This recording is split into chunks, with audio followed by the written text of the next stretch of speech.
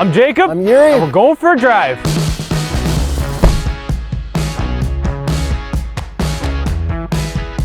...2019 Mazda CX-5 Signature, the top trim. This one's got the turbo. Yes, it does. And it's got the new infotainment. Let's start with the horsepower and torque. 250 horsepower and 310 pound-feet of torque on 91 octane. However, 227 horsepower on regular. Ah, just like the Mazda 6. Exactly, same Nice. engine. All right, floor, let's see how fast this is. Here we go, downshift and send.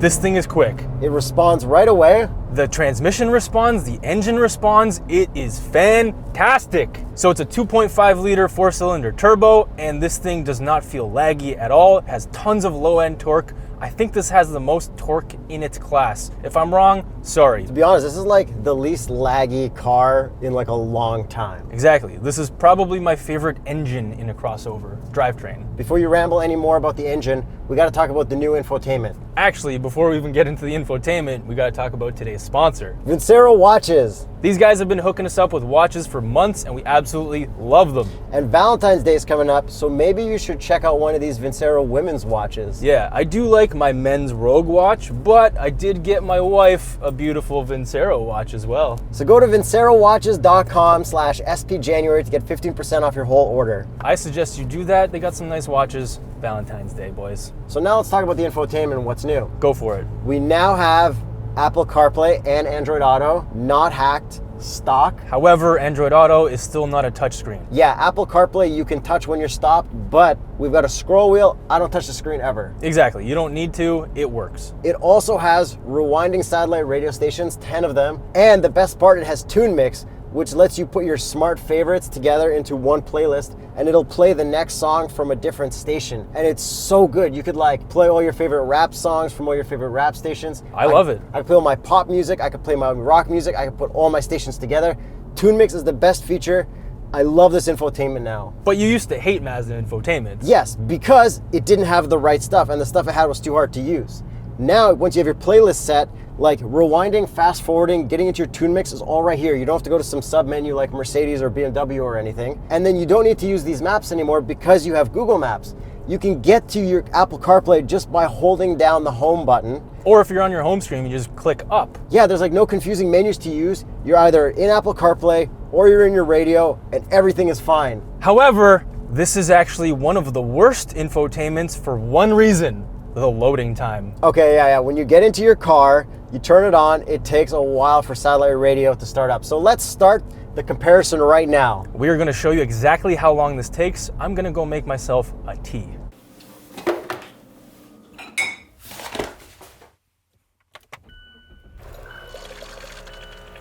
Even though it is taking a long time to boot up, once you're in it, it's so good, it actually doesn't bother me at all. It bothers me a lot, but I agree, once you're in it, it's fine. But just remember that you have to be at your favorite radio station before you turned off the car last time, basically. But the reverse camera will still work if you hit it into reverse while the satellite radio stations are loading. And this may be like a one-off issue. It may not be across the board for all of Mazda. I'm pretty sure it is, and it only applies to the satellite radio. The FM is fine. So yeah, I just want to reiterate, I love this infotainment, and it might be my favorite infotainment now, because they added 3 little features and they're all perfect now. All right then. So that makes me think that the 2020 Mazda Miata is going to be the most perfect car in the world. Maybe. Think about it. Think about it. Long and hard. Woo! I'm gonna think about driving this again. Okay, floor it and go. Man, I love this drivetrain so much. We got a 6-speed auto, no CVT garbage in here. It is fantastic. We don't have paddles. We do not have paddles, but I honestly don't miss them. And if you try to shift with the stick here, it shifts way before the 6.5 red line. Yeah, you can't get it to red line, no matter what you do. Don't you think that's kind of what the Edge ST should have had? Yes, no paddles, Yeah. and this transmission. This is all-wheel drive, so people will appreciate that. And it handles pretty well. It doesn't blow me away. Like, Mazdas typically handle pretty well, but I still think that the Acura RDX handles better than this one. But SH all-wheel drive is next level. It's Exactly. cheater mode, we know this. This feels very front-wheel drive, very understeery, and it has like G-Vectoring Plus, which uses the brakes and all that stuff to like take you through the corners, but it's still not as effective as the Acura RDX. I really like how that car handled. Driving in the snow, this does feel pretty good. Like you can get it to oversteer a little bit. A little bit. And for all you complainers saying we should wash our cars before we film in the winter, I washed this car right before I got to Jakub's house, and this is what the door looked like. There's nothing we can do. Yeah, stop complaining. Stop complaining, unless you have a mobile car wash sponsor. Yeah. Yeah, and if you really cared about us, you'd hit the notification bell so you got a notification at 8 a.m. when we drop our videos on Tuesdays and Fridays. That's what it's there for. Bam. And we don't spam. We don't post like a million times a week. Your notifications will be fine. Speaking of plugging things, we also have a new t-shirt store. We have sweaters, we got new designs, we got Cliche Corner, we got the visor test. Speaking of the visor test, let's do the visor test. I don't have a good faith in this. Yeah. 3, 2, 1. Nope. Little extension. Doesn't count. No. Fail. Small cup of coffee test? Let's do it. Just barely. Just barely, but that is a pass. Then the box test. 12 boxes. You can get a box from patreon.com/TheStraightPipes or on the YouTube membership page if your credit card's already on Google. Now back to that suspension. The suspension is very good, pretty firm, definitely on the sportier side compared to most other crossovers, but it's still very good. It's very comfortable. But now I want to get to one complaint with this particular vehicle on these particular tires. They are so loud. I've never heard a louder tire in my life. Everyone quiet. That's loud. That is obnoxiously loud. They are Toyo Observe GSI 5, and I would highly not recommend them just for the loudness. Yeah, cancel that. Yeah. But moving on from that, the rest of the car is honestly really nice. I really love this car. Okay, let's talk about sound then. Which sound?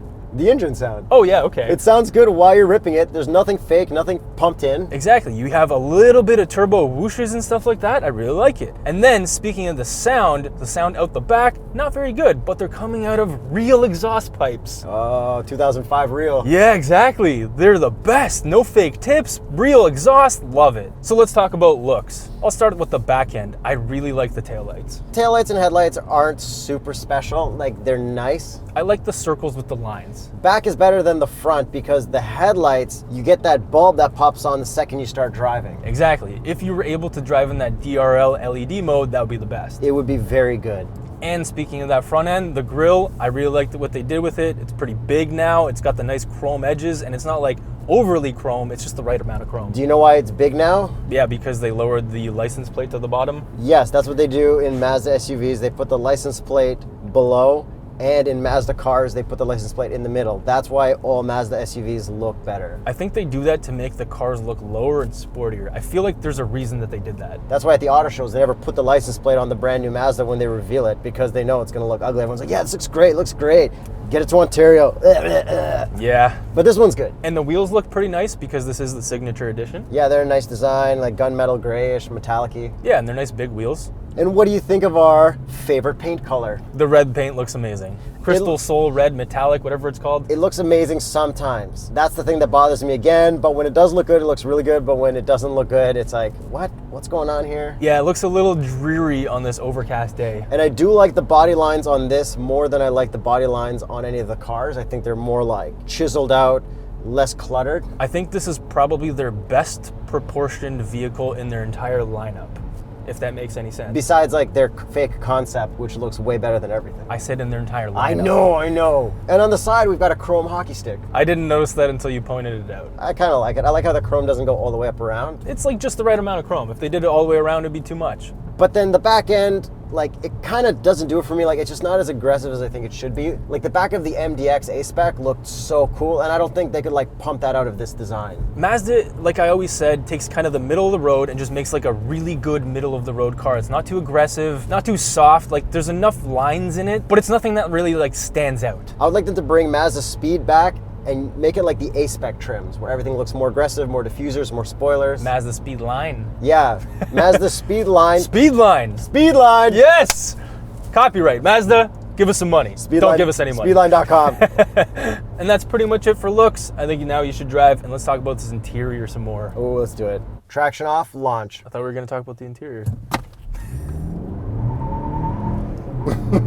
See, it's very front-wheel drivey. Yeah, but it's good, it's quick, it responds just like I expect, like a normal car too. This is the drivetrain that I wanted in the Hyundai Santa Fe. Yeah, I get that. This is the perfect drivetrain for an SUV of this size. Interior then. I love this interior. It's very simple. There's like pretty much nothing going on, especially compared to that Lexus we just drove. Yes, this is very well laid out. Like you said, very simple and very elegant. It is very elegant. This reminds me very much of like a BMW interior, doesn't it? The Yeah, materials, the locations of things, the vents, like... Yeah, but more simple and more like everyday man. Yeah, but the one thing that bothers me about the dash, and I haven't really seen this in other dashes, is that it's like straight. It doesn't like flow up or anything like that. Yeah, I can see that. There's nothing wrong with it, it's just different. So I like that we've got all our climate buttons separate, which is very nice. We've got this scroll wheel here to control everything, which is so much better than a stupid touchpad.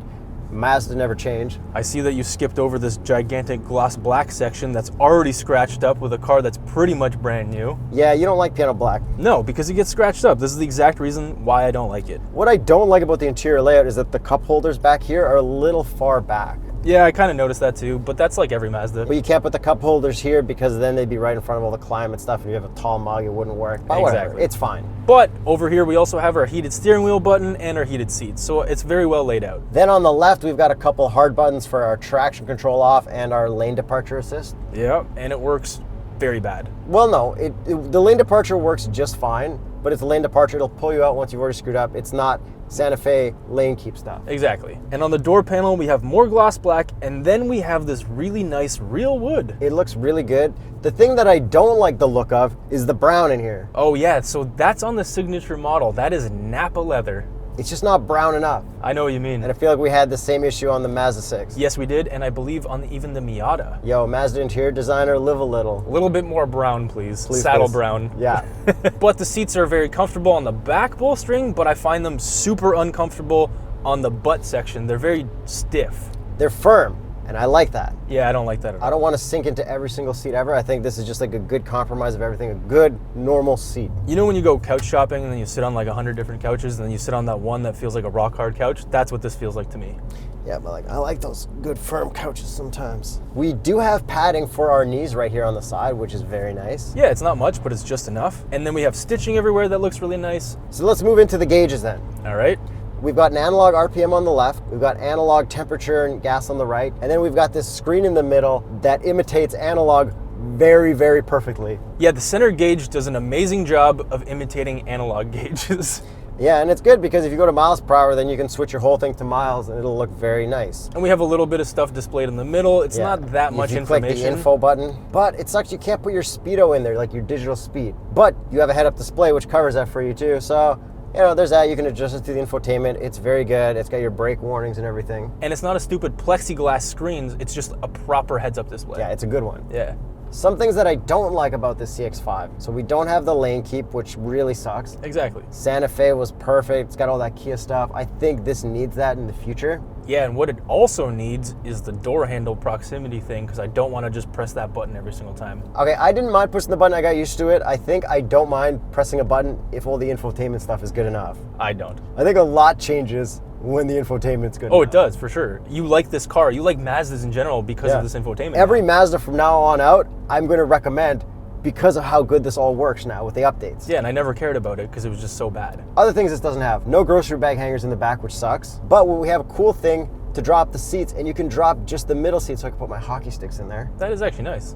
This doesn't have a kick to open trunk, which sucks. Yeah, that could have been a nice feature to add. But what this also has is when you lock it, it'll make a nice cool electric beep. Yeah, it's not like the horn beep until you lock double. Yeah, when you lock double, and that can be used for when you're trying to find in a parking lot or whatever. Sure. This does have a reverse camera, and it is a crappy Mazda reverse camera, but thankfully they didn't add a crappy Mazda 360 camera. Yeah, exactly. Which makes me not as upset about it. Yeah, because the Mazda 6 has the same backup camera as this, and it just wasn't good. And then we got a sport button I'm going to push. And send it into cliche. See that understeer I was Very talking about? understeery. Exactly. But I mean, you're not going to be that sporty in this car, but I feel like a lot of people think these are sporty cars. That's what I'm saying. Everyone thinks Mazdas are very sporty, but this particular one just doesn't feel like that to me. Maybe it's the tires. Maybe. I mean, any tire that loud, yeah, it's got to throw up some red flags. Yeah, probably. But I keep it out of sport mode because I don't need my RPM sitting a little too high on the highway. Yeah, I agree. All it does is just put you a gear down. It responds just like I think an SUV should. I agree. A sporty SUV. Yes.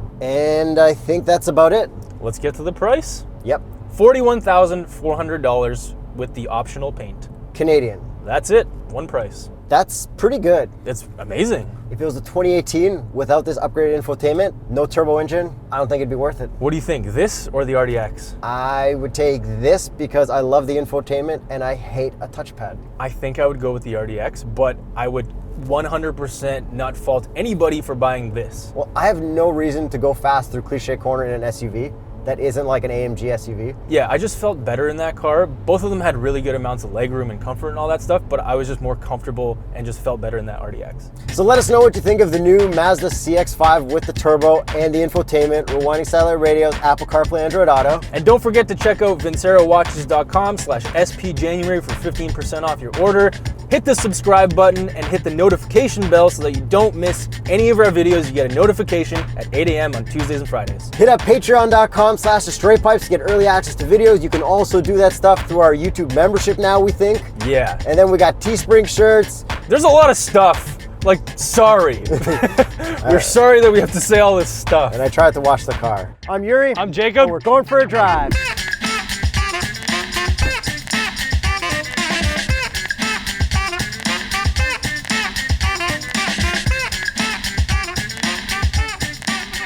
Subscription break. Don't forget to subscribe. Subscribe right now. Subscribe. We didn't do that.